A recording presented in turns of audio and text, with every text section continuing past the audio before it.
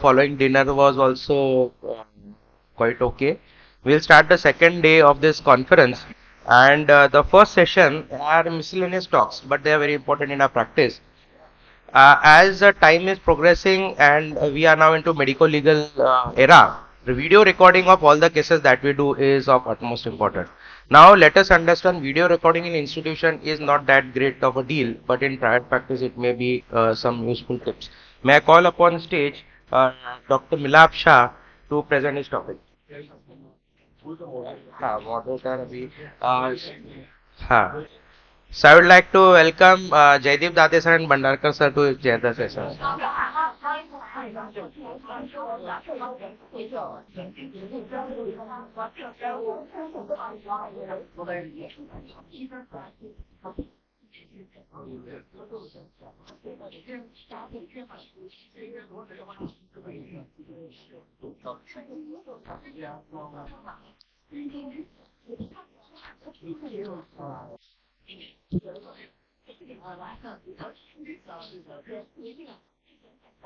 Dr. Mila? Yeah, Yes. please start. Good morning, everyone. First of all, I'd like to thank the USI and the West Zone Committee, especially Bijit sir, for giving me this opportunity and considering me worthy to be standing on this dais. I'm Dr. Milap Shah. I'm from Ahmedabad, and I'll be talking on video recording. A brief disclaimer that I'm no expert in this topic, and whatever information I'll be sharing is based on what I've collected from the people I've interacted with, my seniors, and whatever little experience that I have had. So we have come a long way. The earliest memories I have of video recording is when my mother recorded the movie of Hum Hai Pyar Ke of Amir Khan, and I used to have lunch seeing that video only. So from VCRs to tape recorders, and the early part of the 2010s where we used to use the Sony Handycams and record the surgical videos on those tapes. So we have come a long way, and this was something which always kind of intimidated me. Lots of holes, lots of mechanical things, the RGB cables and everything. And right now today we are here. We use the USB cables, the HDMI wires, which is a single wire, the video recorders, which are small tapes, right? So my presentation will briefly highlight upon what we are currently using in our private setup, what we have experienced in the corporate setup, what is good for freelancing, and what are the settings in a phone if you are using as a phone as your video recorder in the freelancing setup, and what are the best settings in a social media for social media uploadment of your reels and photos. Right, so this is the current thing that I work with Dr. Ketan Shukla. He has been my mentor since the early days of my MBBS, and these are the things that we use in our current setup. So on the right bottom corner, we already know we have the BioRad, the system where you just pin in the pen drive, and whatever your endoscopic RIRS flexible videos are there, they get recording directly into the pen drive. The second thing we use is the Capture IT Pro software, which is directly installed in the system itself. So in this software, it is basically you just type in the patient name, you start the software, type in the patient name and start the video recording. And once the video is recorded, you can easily take it into your pen drive directly from the recorded folders. And as a backup, you also have an external recording system where you can see the input and the output attached to the system, and directly a pen drive is attached to it. So whatever endoscopic procedures are carried out, they get recorded, and if you want access to it, you have a pen drive where you can easily retrieve it. So in the corporate setup, I recently came across this particular system. It is a wireless system. It is quite expensive. It is around 8 to 10 lakhs. And the camera is installed directly onto your OT lights. It also has a sterile light handle which covers the camera and gives a brilliant display as well.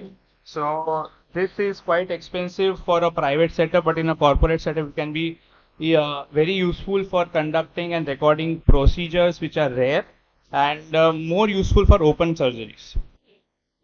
So this is something which I came across. Dr. Hitesh Chawda is a senior gastro surgeon. He has a tendency to record all his liver surgery videos. So his liver surgery videos actually have a good quality.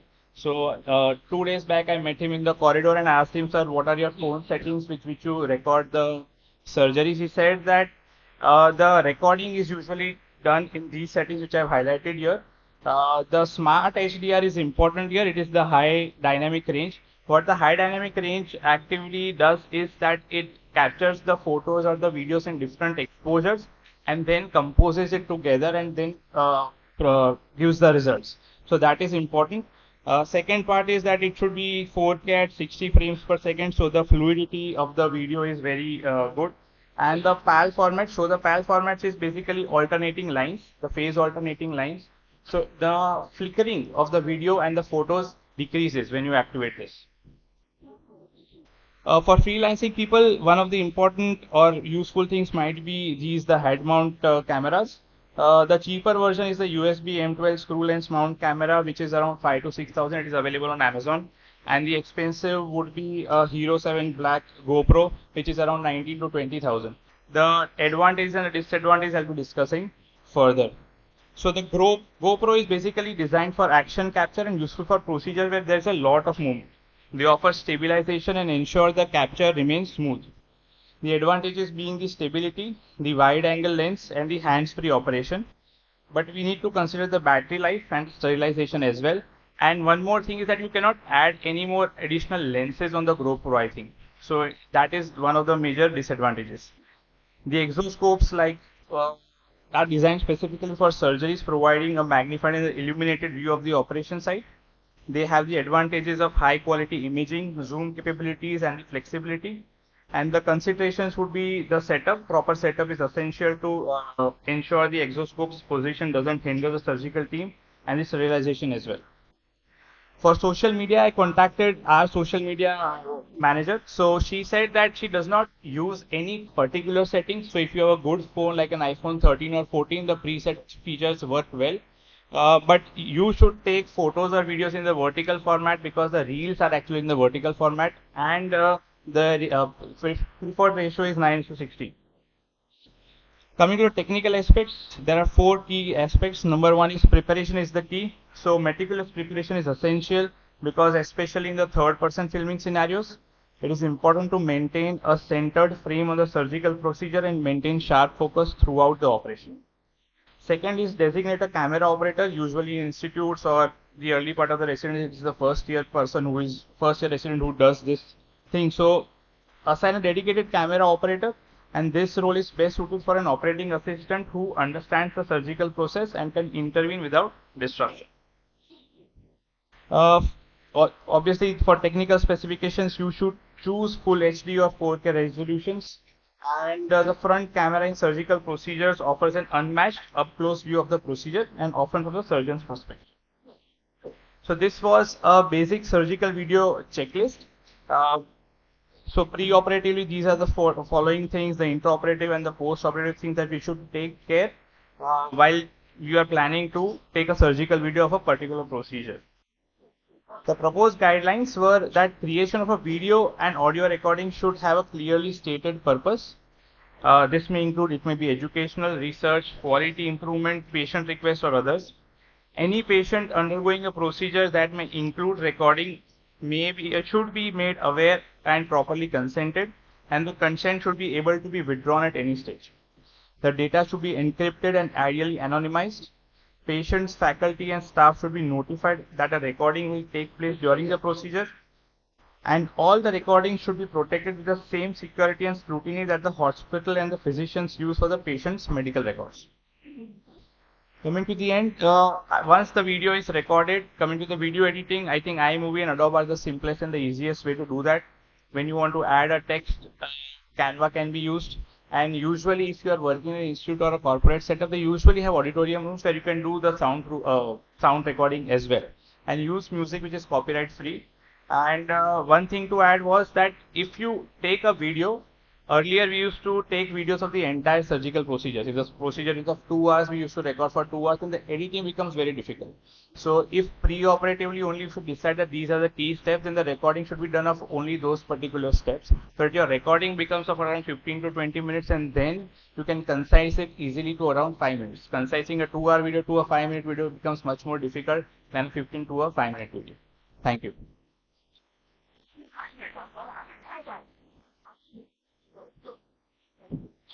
We, yeah, go ahead.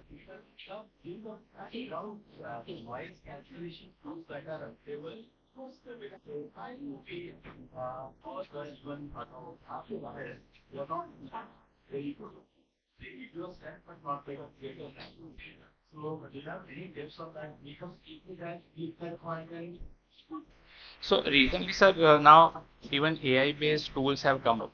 So they work much better as compared to this for cancelling the background noises. So I don't remember the name of that AI-based tool, but uh,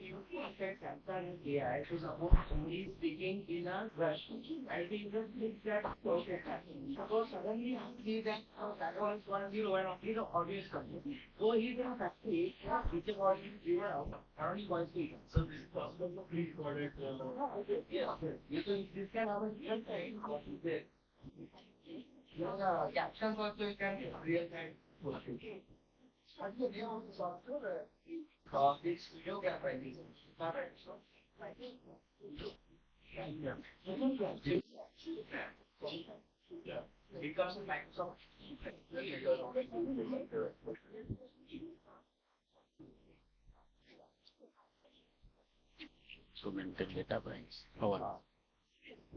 Pawan will tell us about how to maintain data privacy.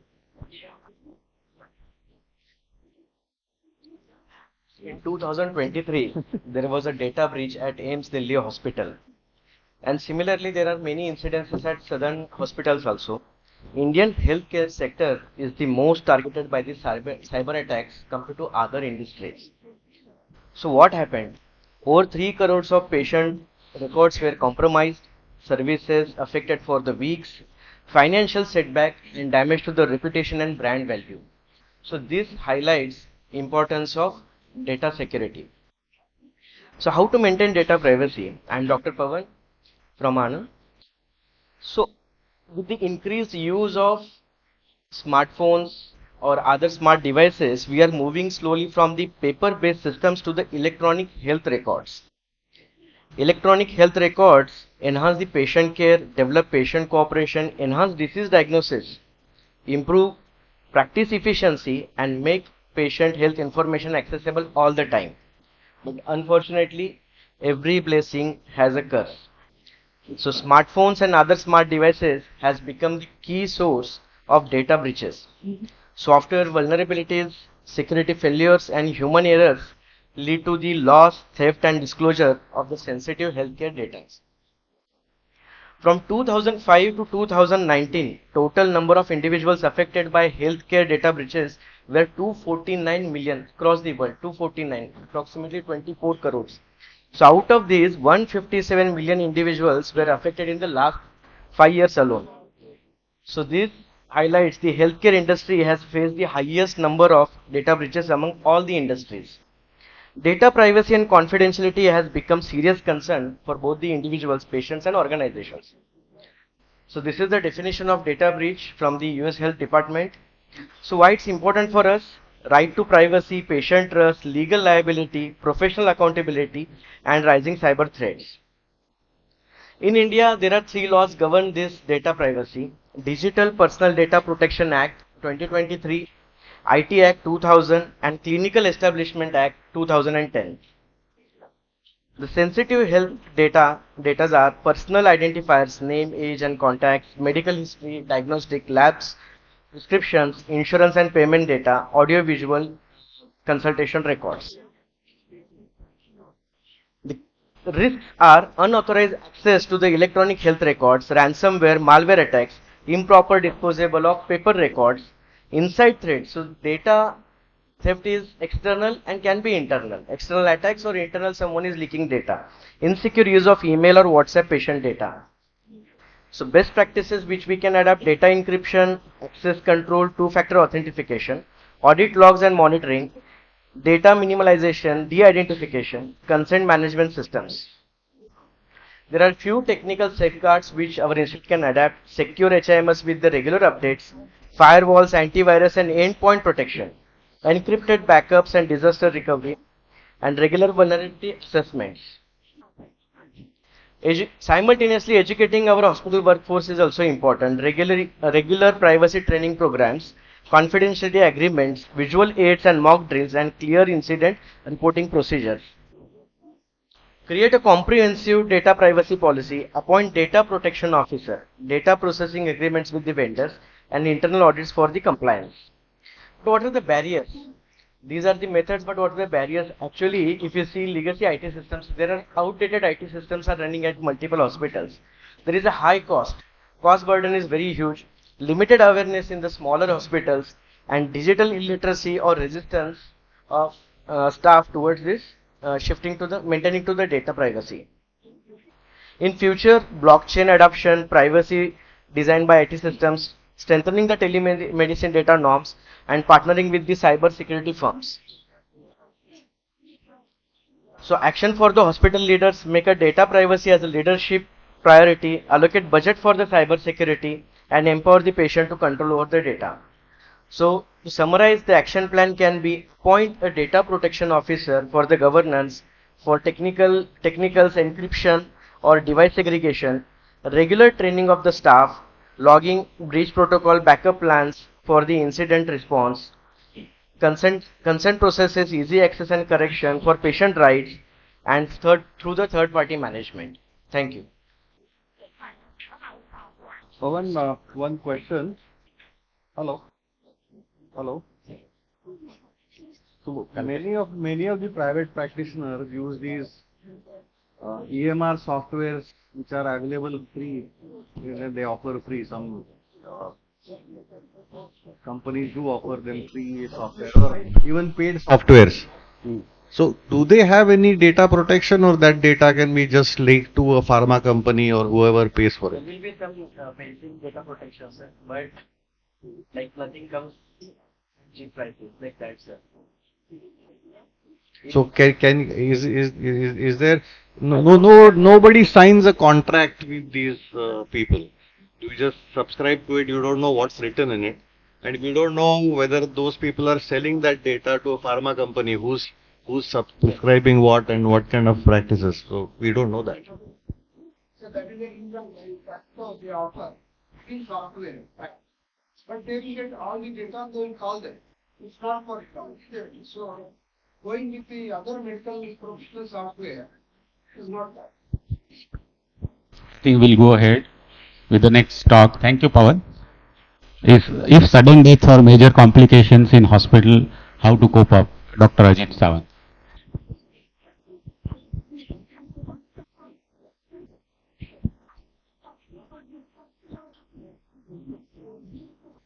Hello, good morning everyone. And I thank the organizers for giving me the opportunity to speak here. Sudden death, major complication is an adverse event. And if you are in a public hospital, you have to face this regularly. Though deaths are not common in urology, but in public hospitals, you do find regularly this happen. So basically, three multi-layer management is there. First is the medical management. Then comes the socio-economic management, and there are other managements like legal, mob, and everything. So this is the multi-layered approach you should follow. So how you define a major complication? It's an adverse event impacting a patient's health, often leading to prolonged stage, increased cost, morbidity, and mortality. So it has its impact. There are certain goals and there are certain focuses. You have to follow standard operating procedures, which has evidence-based. There has to be checklist. There has to be good communication. And there has to be good interdepartmental coordination. NABH is one of such body which has been formed with the help of the government. There are government representatives into NABH, which primary aim of NABH to standardize the healthcare in India. So they have multiple SOPs, guidelines, and I feel that everyone, even in public hospital, even NABH is difficult, you should follow the guidelines, because that is the way you are going to decrease the complication. You can prevent it. You cannot stop it. and minimize it. So it's a benchmark that has to be followed. So in NABS there are different codes, and there are two codes which are relevant to today's topic. One is a blue code and one is a white code. So blue code means that there is a emergency, medical emergency. So there is an activation trigger because of that incident, and then followed by an activation process. So once there is a trigger, code blue teams gets activated. There is a leader, who is a doctor, and he has its team with it, and there will be immediate response. The first will be the clinical response: identify, treat, monitor, follow the protocols, and expert consultation whenever it is required. I still remember my days of residency when people used to analyze, stabilize, and then mobilize. This was the line which used to follow. Once your medical management has been done, then comes your second, the socio-economic part. Because every adverse event, minor, major, will have a socio-economic play to it. And you have to manage that socio-economic problems. A good engagement with the family and the relatives. So there has to be a transparency. There has to be a good consent. What is most important, how you develop a rapport with the patient prior to it. If you have a good rapport, then it becomes easier to manage with the patients and the relatives. So they have certain expectations, a good open communication and emotional support. The second severest form of adverse event is the death. It's a complex process. So again, it will have a medical response and the socio-economic response. There has to be a holistic approach to it. And then again follows medical management. You confirm the death, cessation of the resuscitation efforts, and meticulous documentation is also important. So again comes the socio-economic response with the family members, setting a proper environment. The news has to be delivered by the senior most person, basically a person who was in contact with the patient and his relatives, and it should be full with sympathy and empathy. So allow the patient, allow the family members to have their emotions vent out, be patient, validate their feelings, and be comfortable with silence. This will be followed by the legal, and you have to help them in the legal matters also. The second important problem which is we are facing nowadays in a big institute is the mob management. Even in the small scale things will be there. I still recollect incident which happened nearly 10 years back, 100 kilometers away from Mumbai. Good friend of mine had a hospital there. There was a death in VIP. There was a political involvement. There is a social problem, and the whole hospital was burned. They used to stay on the second floor. They have to get down with tying their chadars, rope down, come down with their kids, family, and they have to run away. So this is the problem with the system. And till date, they have not got any justice. You understand? So very important, mob management. So you have to understand. You try to prevent. It's a growing threat. Proactive prevention is paramount. So good communication. Security. People always insist on security. How many people will really afford to have a security in a private sector? Though in government and corporate there are some security available. So you have to de-escalate, and there has to be proper documentation. So immediate response is again activate the code, make the people aware, prioritizing the safety, patient safety, which I still remember another incident which occurred long back in Thane district, and that was related to Raymond's Singhania Hospital. A very, very VIP political leader died, and the whole mob came and vandalized the hospital. What you have to take care of, not only your ICU patients, but also your equipments. So one has to be very careful. So try to prevent it, but there are certain things which cannot be prevented. You have to manage it. So secure the facility, support and healing, and there is associated psychological trauma not only to the patient and the relatives, but also to the medical faculty and the staff, and you have to manage all those things. So there are human factors and cultures, good teamwork, psychological safety, regular drills, and continuing education helps. The key principles are compassion, empathy, clear, honest communication, teamwork, and cultural sensitivity. We are living in a diverse religious beliefs, and you have to manage and you have to respect the religious beliefs. So after the incident has happened, what more important is the reporting find out what was the cause analysis, have a regular meetings, mortality and morbidity meetings, and the performance monitoring. Here I give my few experiences of life. First, a patient walks in midnight with colic, young female. Social admission because रात को कहाँ भेजेंगे उसको. Next day morning you get call, patient is gasping. What has happened? When you first resuscitate, done everything, and then I realized that first year resident who had joined had given injection haloperidol to her. IV. I said, why the hell have you given haloperidol? See, it is one of the multiple choice questions where you give haloperidol in such injection. See how the things happen. The second, mismatch transfusion. We used to share a ward with plastic surgery. Two patients, same name, Vijay Kumar. One got operated. There was some problem in the blood dispensing, blood group matching and dispensing. A wrong blood transfusion was given to a post-op urological patient. Patient developed severe reaction, DIC, death. See, the problem comes as a senior most faculty, you have to own up the responsibility. You have to safeguard your juniors because they are.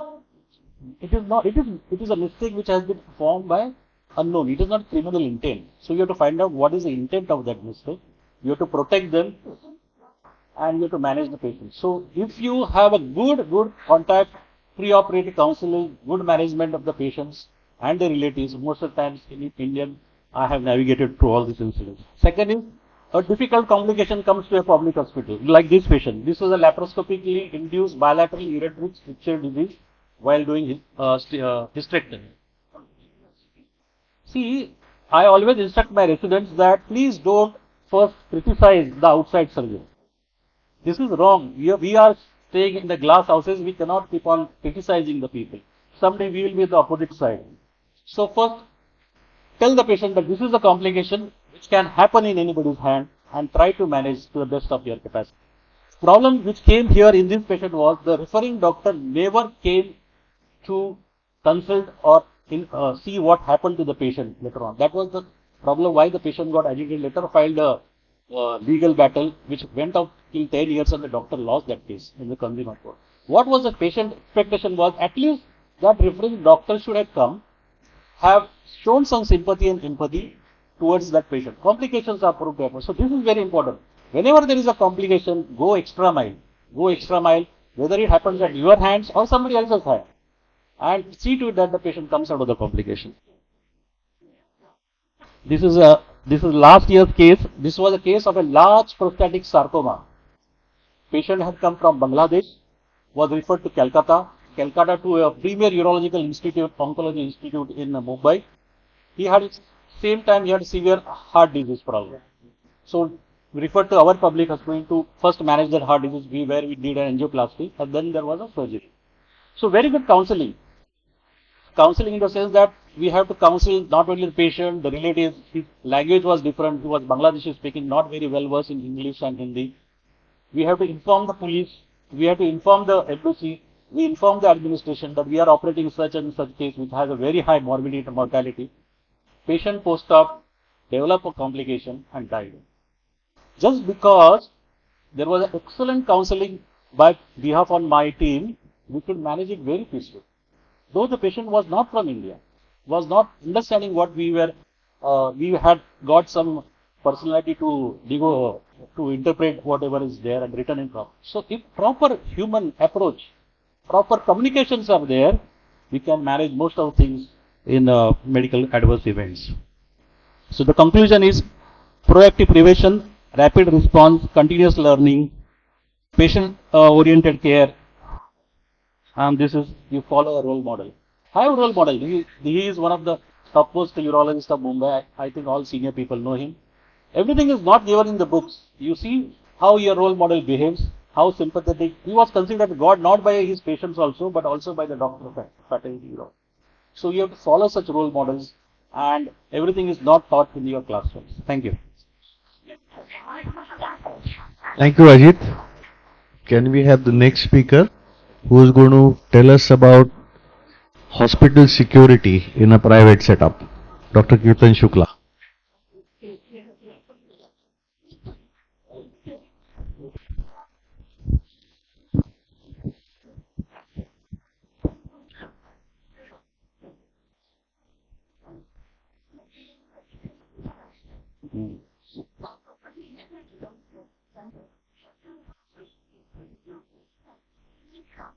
Good morning. Thank you very much, Team MPUH.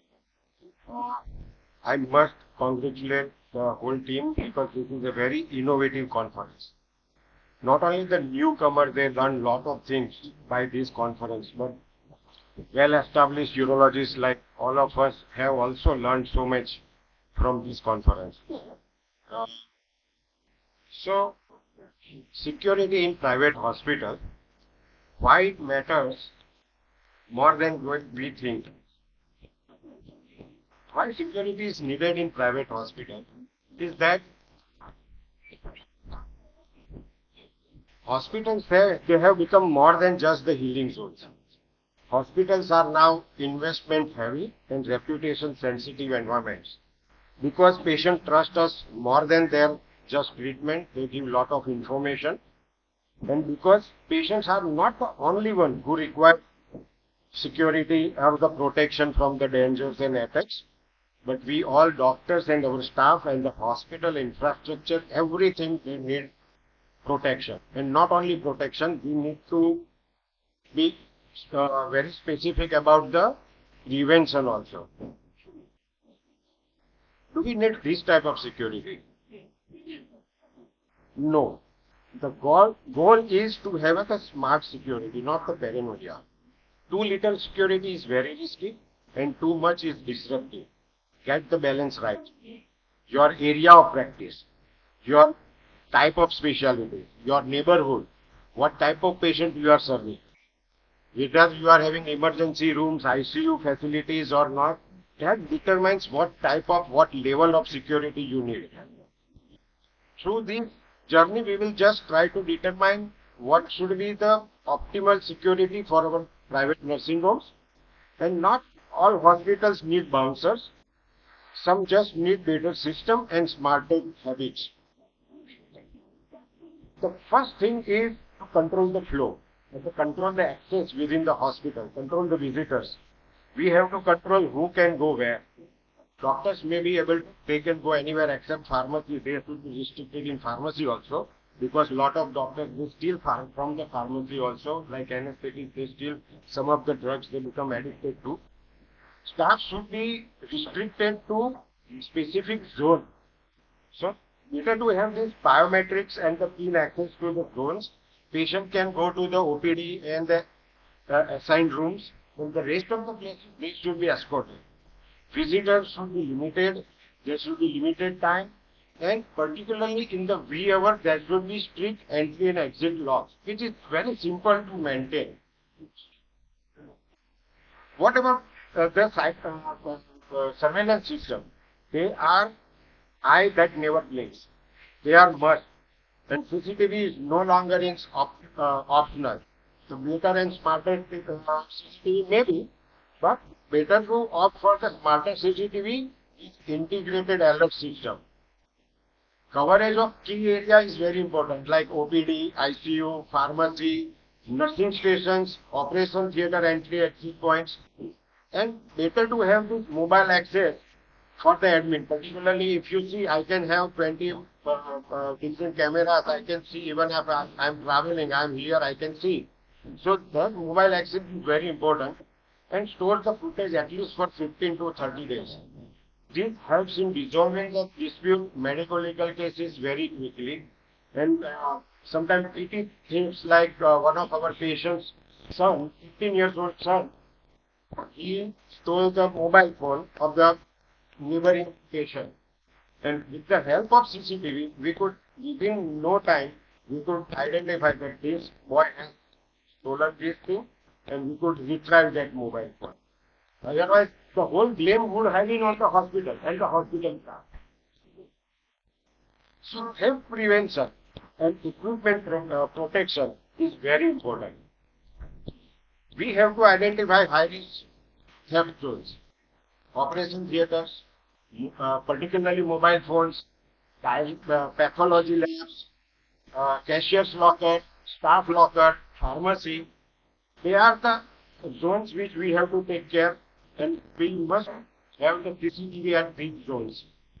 Since pharmacy theft is very notorious, we have seen that even our staff sometimes they do this type of have, so we should have a inventory system of tracking all the strips, wires, disposable injections, even the residual vials of injections should be there, because we have experienced that sometimes they give saline only and nanovenom is not been given. And so patient will think that injection is given. So now then we have asked them how much it should have empty vials. So he knows that it has been given and they have it has been received back. So security measures for all these things is one of them.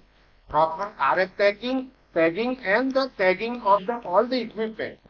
Even small chair, tables, NABH requirement is there. You have to even your ACR labeled, and that is a very good system that everything is on your record, that all the equipment is on your record. Even if it is going for the repair, coming back from the repair, you should have the register. So, and computers and digital assets also they need protection. Secure logging system should be there. Cyber security already been covered up. I will just summarize because hackers they don't need gloves and jelly to get into your system. And these cyber security threats are so important because we store so much data. As already been told that we store patient's history, patient personal information, test report, prescriptions. Even our doctor's schedule is also there. So they can use these and they can harass us also. So all these should be protected properly. And most of the doctors, they don't take care of these things, cyber security. And we have to take care, and single click or bad click can ruin your reputation. So if you don't allow a stranger to walk into your operation theater, you don't allow anybody to get into your server. Have a strong, regularly updated password, routine backups on cloud or the offline on the external hard disk. Try to avoid USB drives. Keep encrypted Wi-Fi in the hospital. Basic staff training for digital hygiene is very important. And don't use WhatsApp for storing the patient's data. Another most important aspect which helps us in securing the hospital is staff training and their empowerment. There are two types of training. Is role-specific training and another is a core training for everybody.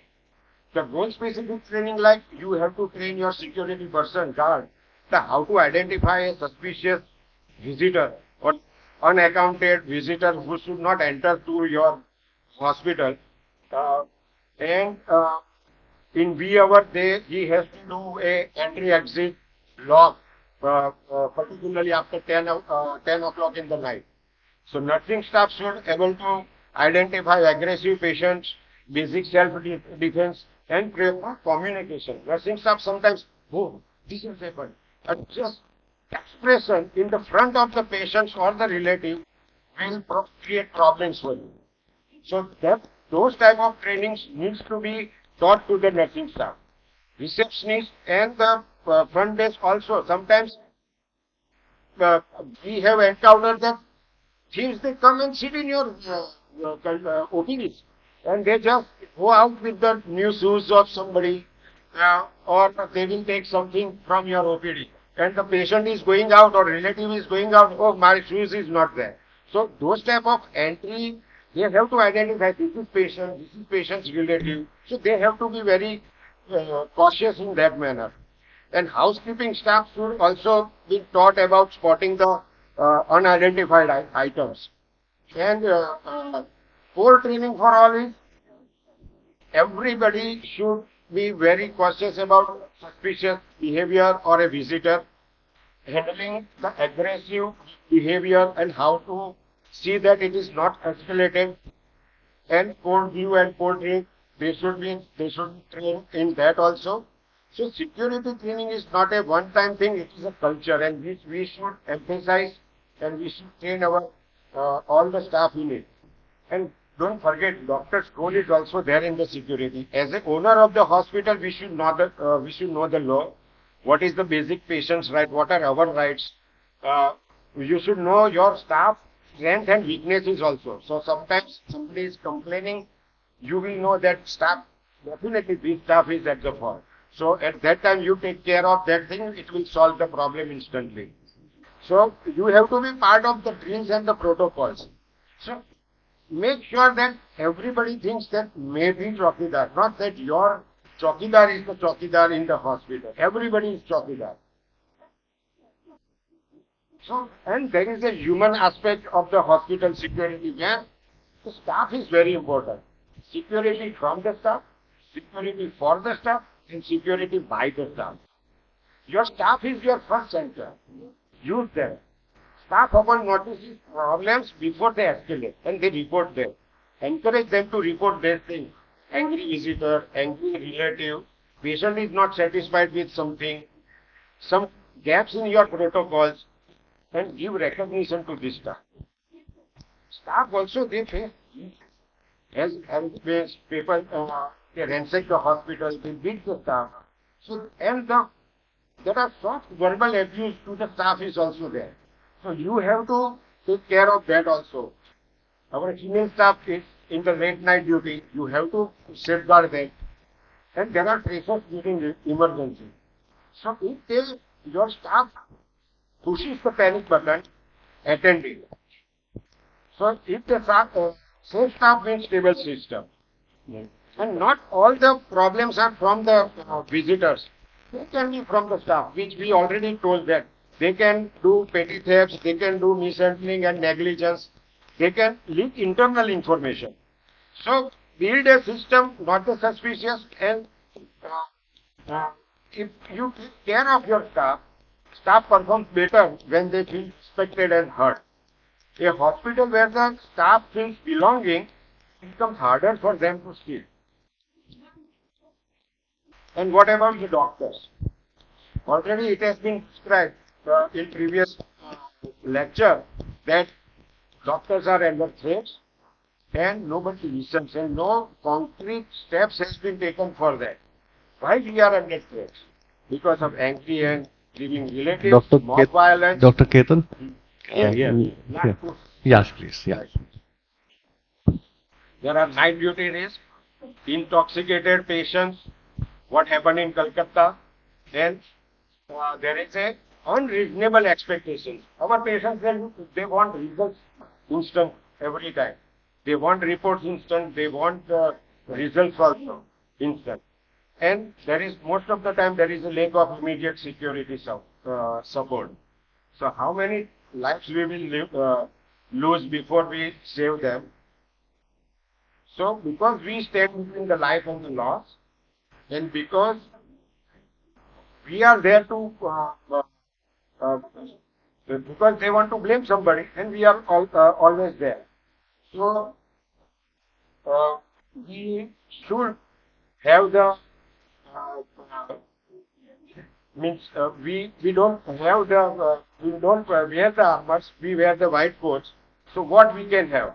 We have to armor our white coats. How we can do this? Our first shield is being the doctor, meet the patient, our patient trust. Stay transparent, be honest. That is our first line of defense. Master calm communication. Don't overpromise outcome. Set realistic expectations early, document clearly, and practice empathy. Our second shield is our support system. Start with what you can control. Take necessary steps as we learn, and then lean on those who stand with you, particularly in your difficult times. That is your staff. That is your first family. And when it counts, no one shows up faster than the fellow doctor. Take a help of them. We are having a very beautiful alert system in Ahmedabad, where more than thousands of doctors are part of this group. And in emergency alert system, where nearby doctors rush to the help their peer under threat. And this has worked beautifully. This has worked beautifully. Within no time, 50, 60, 100 doctors, they reach to the hospital and save the day for the doctor. So hospital security isn't a luxury. It is our right and it is our duty. Thank you.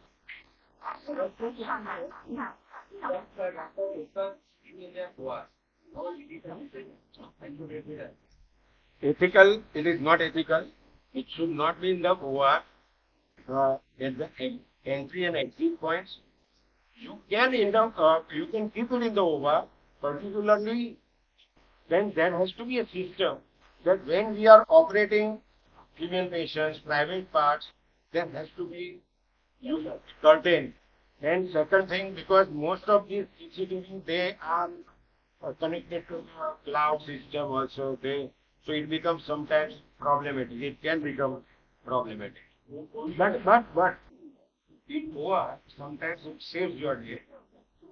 I had an incident, not only patient wise, but even uh, equipment wise. I laser machine, when it was new, it was laser machine. There was a sudden trip of the electricity. In that light went, and within no time, again it came back. So at that time, laser machine stopped. Then we restarted, it failed to start. Somehow we finished the procedure. Later on, when the amount was 4 to 5 lakhs rupees for that power, that something generated in the laser machine. So it was insured. So we gave this thing that it is accidental, it is not routine wear and tear. The insurance company came and told us that this can be routine wear and tear. How can you believe that OS recording system saved the day for us? It saved 5 lakhs rupees. So we saw that safety. We are doing this surgery. Light has gone. Now it has come. We are starting, and it is not picking up. So it can help. It can be helpful. You have to take care of the privacy of the patient. 40 camera. Only towards the head. Anesthesia.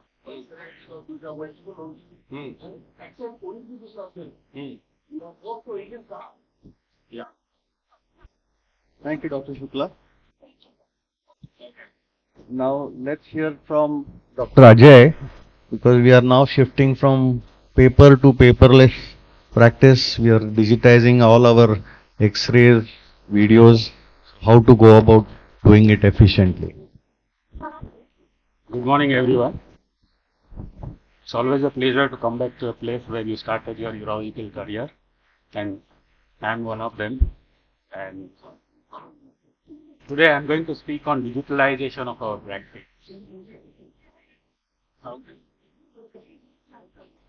See, everything is going digital these days, whether it is shopping, marketing, or even the money matters and our transactions. Why the healthcare is so slow in adopting digital methods? One of them, the reason is the mindset on both sides, the healthcare provider as well as the stakeholders. I can speak legally on this topic because I just finished my 1-year postgraduate diploma in digital health from IIM Right. Very exciting things are happening in the digital world these days. I'm just going to share you and make you aware of various terminologies being used. What is an important difference between digitalization and digital transformation? Digitization is to deal with converting an analog to a digital format, like you take a picture of a photo lab report and preserve it in a digital format. That is known as digitization. Digitalization is a process which hospital adopts, like hospital information management system. Everything in my hospital is paperless, like Jaydeep said. So that is known as digitalization. And I'm going to speak about the digitalization of the urology practice. And digital transformation is in a larger scale, in a creative way. Like if you want to digitalize the entire urological systems in Baroda city or Gujarat or at the national level. So we have to transform the care. That is digital transformation. So these words, majority of us are very familiar. Electronic medical records as well as the difference between electronic medical record and electronic health record is that patient also can put his health data. These days there are Internet of Things devices, the Apple Watch, all that can be clubbed. Even the patient can carry his health wellness data also. So all the data, so that is known as electronic health record. I just want to know how many in the audience are in the private practice. Can you raise your hand? How many are recording your having a digital digitalization of the entire hospital. Oh, very good. So still a good number. So it is very important to digitalize the system. Unless we adopt that, you cannot go forward. पहले हम कहते थे ना भगवान देता है, but अब तो ऐसा है कि भगवान देता है. Data has become भगवान. The time has come that the data has become currency. The data, everything, whatever we do, all this AI, operational AI, generative AI, and there is preventive AI, which needs a big data. So whatever, all our movements, all our health records are going to help us. So a very good quote I came across is that without data, you are just a person with an opinion. And in urological society, we have so many opinion makers. If you talk about the urology, the digital health ecosystem, it doesn't include the EMR or EHR or hospital management system. It takes care of everything, like, you know, the AI, the augmented reality, virtual reality, 3D printing, robotics, mobile health, digital consultation. I think we have a talk about the digital consultation. Any technology is used when you are consulting with the patient or in the doctor is known as digital consultation. Cloud computing is one of the things which is coming up, which has a probability of theft and hacker mistake. If you have, somebody was asking about the data privacy, if you have a hard drive in your own hospital, which is not connected to the cloud 24/7, it is more or less secured and hackers cannot have an access to that. This is a known figure. He is a CEO of Apple. In recent CNBC interview, he said that the disruptive technology is going to yet to come, and that is going to be in the healthcare. Let us talk about India. What major challenges of, we talk about AI everywhere, but what are the challenges of AI in India? Because we have a fragmented data. Half of our, more than 70% or nearly 60 to 70% clinicians still use a handwritten prescription or a handwritten record. So nothing goes into the system of the data. So the AI is going to, Indian data will be missed in the AI. So whatever AI which we are talking about, it is a Western data which is different than our system as well as the lifestyle. Urology, if you have to talk, it's a single specialty hospital. Most of us will have a single specialty hospital. So those hospitals who automate, who adapt technology are going to have a financial advantages in days to come. So it is high time we should adopt the high-tech, methods to digitalize or record our system. This is a cartoon which I took from one of the book written by Jeffrey Moore. He is supposed to be a digital marketing guru. What here he says that the techies will invent and the visionaries will adopt first. And then there is a big gap, it is a chasm which has to cross over. Then only the pragmatics and the conservatives and skeptics will take over. Any technology. It is, this is what the technology life cycle is all about. Clinician has 1,000 excuses not to adopt because I don't have a time, I burn out, I have this work, that work. But sooner or later we'll have to adopt to this newer technology for the digital recording. These are some of the softwares I would like you to know about it. That there is a IRA software, which is machine learning powered note writing assistant. Once you adopt in your system, it will reduce the documentation time by 40 minutes, 40%.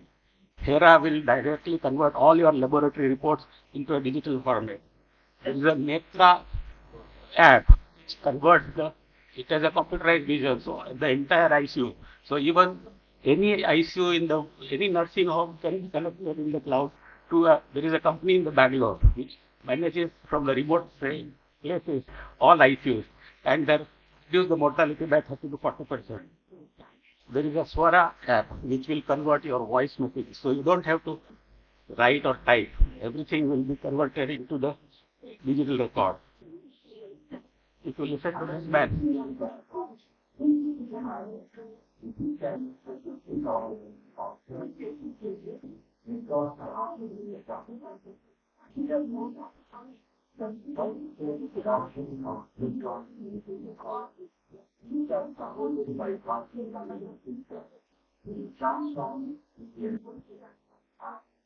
So what he wants to say is that if you want to refer a patient to Sanjay Kulkarni or Venkatesh, you just have to transform. So there has to be interoperability of the data, which needs the security which will come with the blockchain technologies. These are the technologies which are coming up. And as one of the talk Pawan gave, the Data Privacy Act was enacted in 2017, which gave up importance to the patient privacy. But what about those who are generating the data, like hospitals? So this act has come, DPDP Act, it is Digital Personal Data Protection Act, started in 23, and as late as February 25, it was supposed to be passed in the parliament, but it is delayed. This is going to protect the hospitals, because even European Union also had to pass the act like General Data Protection Regulations. So we have adopted good things from the European Union and Western this thing to protect both hospitals as well as the patient privacy. And these are the acts which will be passed sooner or later. Obligations of data fiduciaries. Fiduciaries means the people who produce this data. We have an obligation, so we cannot run away. If we are going to enter the data, accuracy of the data, security measure, it becomes the hospital's responsibility. Even though the right to that data ultimately goes to the patient. And there is also a time frame to this. We are supposed to erase the personal data of a hospital health records. And we have to justify why we are not erasing that data. So all this, one has to be very familiar with it. Data issue is not Indian alone. There is a global issue. Even in America also, act was passed that your Medicaid and Medicare will not be reimbursed unless you enter the data in the EMR in 2014. Then onwards, their data recording became very popular and regular. But still they have a problem about theft and security. This letter, now there is a National Health Authority which has been authorized to improve the digitalization process in healthcare. And this is known as ABDM, is a Ayushman Bharat Digital Mission. And this government is very serious about it, and it is going to bridge the gap between multiple stakeholders.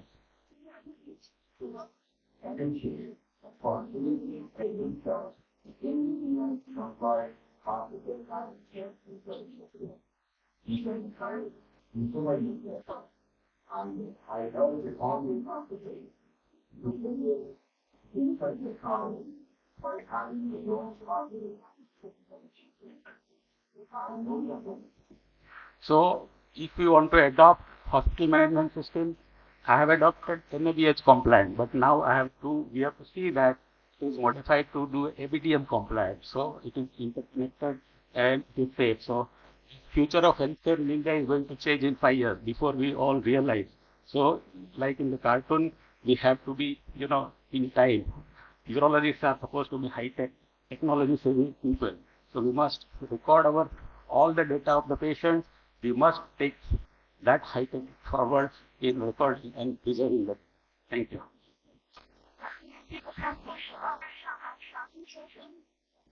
Any questions? Yeah.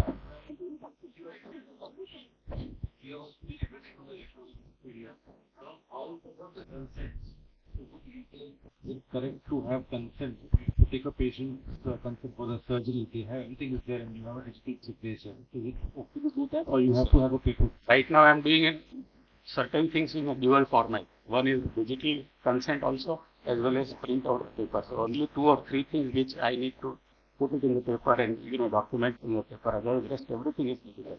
So consent also, digital consent is valid. But for our safety, so far as I know, the consent has to be taken in a printout. You have to preserve that printout. You have to take signature of the patient as well as the person who is operating. It is not just the patient signature, a routine admission, everybody's signature is taken. That is no longer active now. Even NAPS doesn't allow. Exactly. So these are consent is one of them. That we have You have a person, you consent for your signature. That's what PDP, yeah. That has to be start digitally, actually print out. Yeah, one more question. For a smaller nursing home, you must have kind of evaluated many EMRs or EHR systems. Which you felt was the most cost effective? I am also still exploring various things. I am Raipur. I have asked them that, see, as a urologist, I would like to grade my system or I am using HIML.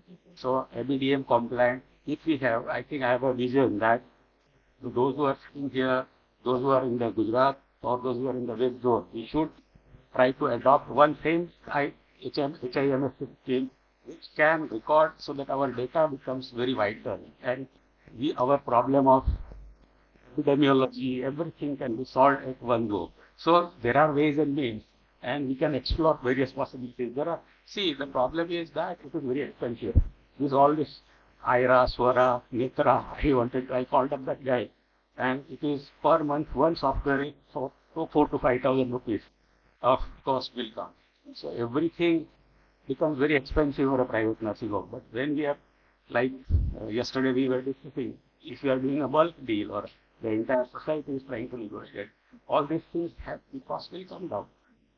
Yeah. These software nation level small hospitals can adopt these. I think we will have to wait for this ABDM. See, this notice from National Health Authority has come in February itself. So absolutely. So all this Ayushman Bharat is digital record. So if you club all the data, your even non-Ayushman patient also, you can have a secure data clubbed together, and data, our own data, it has to be interoperable, it should be shareable, then only it is of use. Yes. We used to have offline software in the past. Now almost all software companies are giving online software in which you just have a icon to click and then you go online using the internet. How secure are we with the patient data offline in the offline software vis-a-vis the online software? What is your opinion? That's why the online softwares are very expensive, 4 or 5 times. Offline software I'm using is very cheap. So because the security measures are not there, and like hackers, secure data think that people also will have more security. So that is where the blockchain technology is a cryptocurrency. It's the most secure. Blockchain is, it is not in one format. There are small blocks of data which cannot be hacked. The entire data cannot be hacked. So the improvements in the data security is coming up, as well as security to all of us in the legal framework also is coming up. No, the question was in relation to any guidelines for the common urologists to follow before selecting an online software when the vendor comes to your door. Preferably, I think it will be online software. How? So whatever, because offline At the software moment, is I just think your we need to just talk to them and find out. Yeah. Even when these online softwares are costly, first what you worry about getting an attack on your software. So they have separate arms which works only to safeguard the data and there is no tax on it. And second, in offline, suppose you have artists and you have kept the data for last 5 years in crashes then. So in offline, what you Will always be a backup for the offline. So that's not the question. But question is about the patient data safety. Absolutely. So there are security measures available, and that's why the cost is very high. Unless it is used in widespread thing by many. Whatever you do online, there is always risk security. Absolutely. Because there is nothing in the world which is secure. So many things which are there online which has been hacked and this that. So there cannot be 100% security. Yeah, You Kapil. offline your own server and you take the multiple backups of the data. That is what I believe.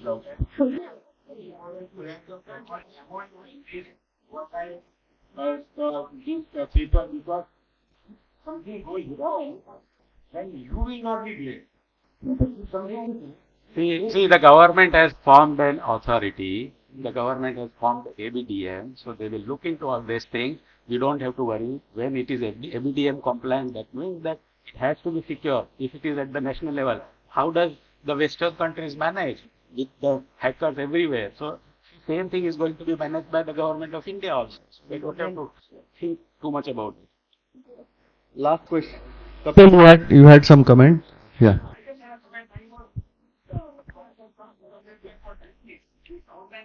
Yeah. Very easy and we have a detecting time. Now, some patients from me have tried it. Message itself, the step problem, constant is very different. So, all data is big. See, what happened is that all these things have happened in the COVID time. Every medical representative will give you an offer. This is free. And that's why all these security measures were done. Thank you. Thank you, Ajay. And call the last person is Dr. Sanjay Deshpande. He's going to talk about the important topic of communication skill in urology practice. Hello, good morning, everybody. I think Dr. Sawant and yesterday Dr. Chandramohan also have stressed a lot on communication, which has made my job somewhat easy. Uh, see, basically we deal with human beings and not machines, like in a factory or anywhere. So we have to interact with the human beings, so the communication is more so important. And secondly, we're dealing with sick patients, not normal human beings. So more the reason that we need to be better in communication. And more so, most of us are in private medicine. So the more the patient is paying, the more he demands a proper answer from his doctor. And the more educated, he looks into the Google before he comes to us. So we really have to be careful. So it is said that 7% is the actual only talking, and 38% is the tone and the way we talk. And actually it is the body language which comprises 55% of our communication skill. So the way we dress, the way we talk, the way we sit, the way everything is seen by the patient. It is not just what we talk. And as it was said, a lot of these litigations are because of poor communication, which can be solved. So, why to communicate? Why, when, where, with whom, and how much? So, patients, relatives, they judge, and the colleagues, they judge you by the way you communicate. And they have already come to you because they know you or you are famous or whatever it is.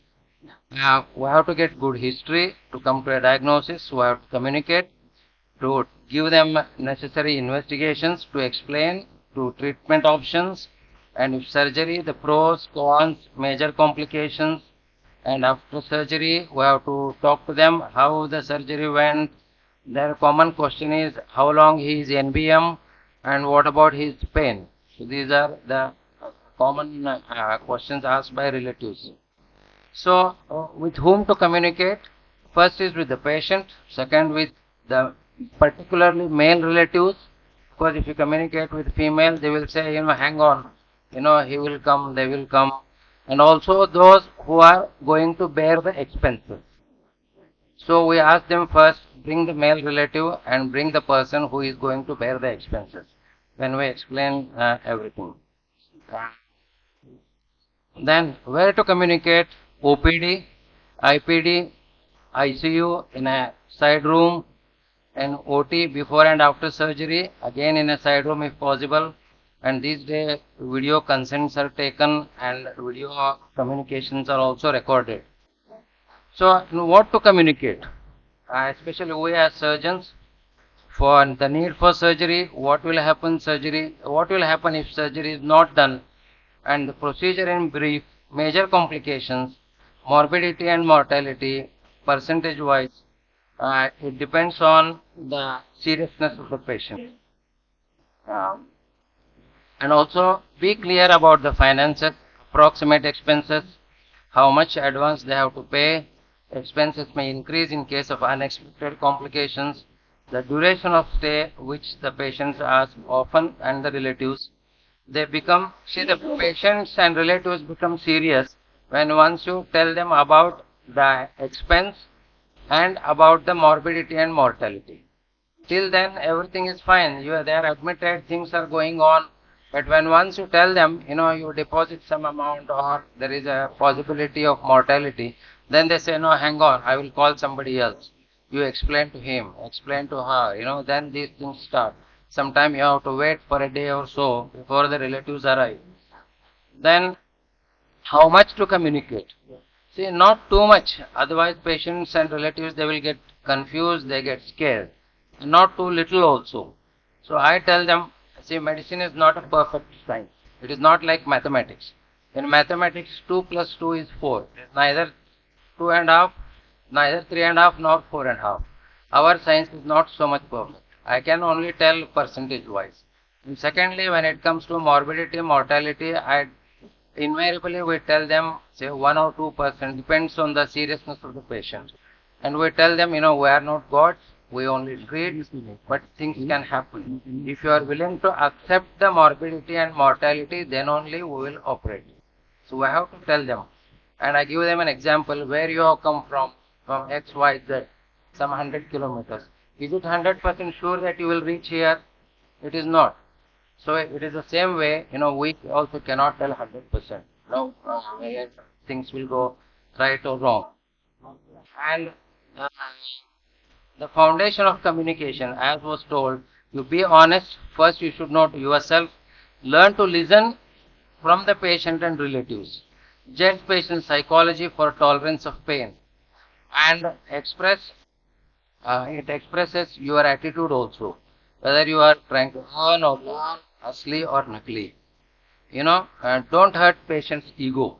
Hearing is different from listening. Have face to face or eye to eye contact.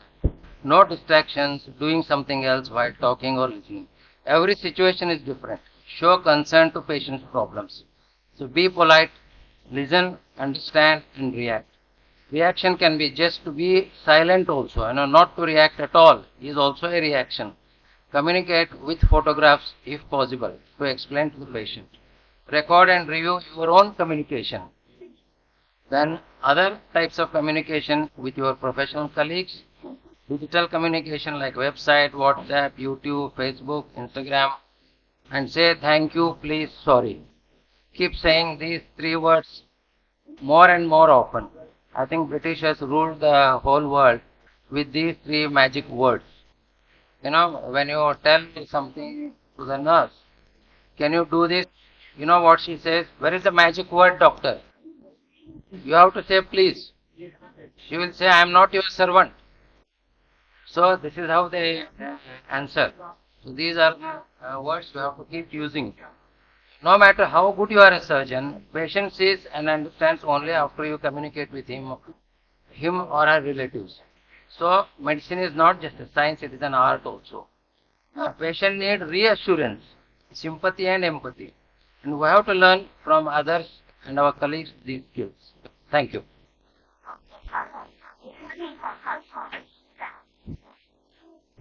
I think we are short of time, so we have already discussed most of the things. Thank you, the speakers and moderators. Kind request to all the speakers to stick to the time because there are many faculties who have their trains and flights to catch up. So